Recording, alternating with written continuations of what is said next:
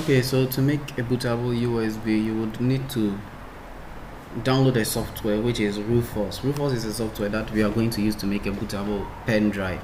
So you head on to your web browser and you search for Rufus and hit enter. Alright, now I'm going to select Rufus, the official website page. Alright, and then on this page you're going to click on Rufus.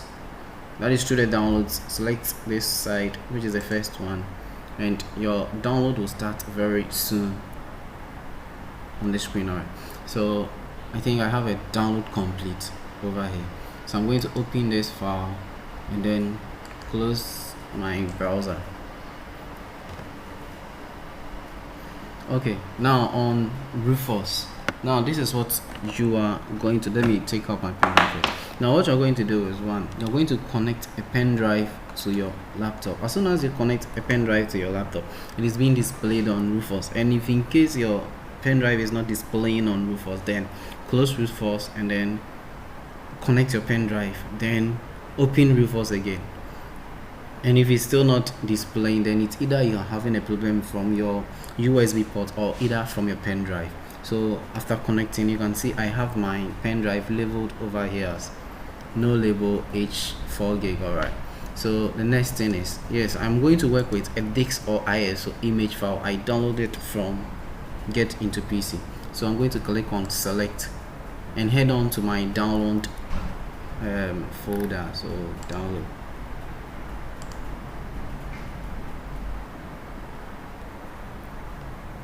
Alright, back again to the drive properties. We have standard Windows installation and then Windows to go. We still work with standard Windows installation. Alright, and over here GPT and MBR. Now I don't know the kind of hard disks you may be working with. If you are working with an MBR hard disk that was already having an operating system working with MBR as a partition, then you need to select MBR. If it is a new hard disk, then you would need to choose any of them, whether MBR or GPT. For now, since we want to work with BIOS and then UEFI, I'm going to select MBR. I'm going to give you another tutorial on how to determine whether you are working with an MBR hard disk or a GPT hard disk. Alright, so after selecting MBR, forget about show advanced properties, just forget about that. Come on to file system. We have NTFS already automatically selected.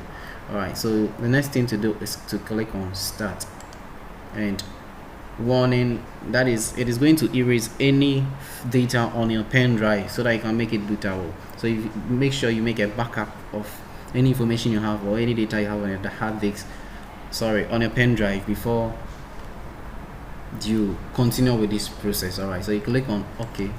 Then you would either wait for a minute, a couple of minutes, for your pen drive to be made as a bootable drive.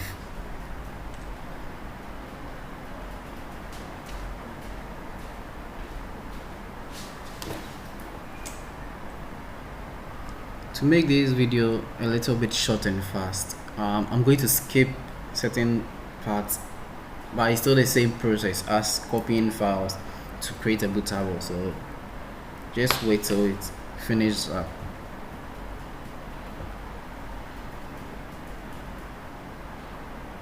And depending on the size of your operating system will determine how long, and the performance of your machine also, or your laptop or computer also tell how long this bootable drive is going to be made for you. All you need is just patience.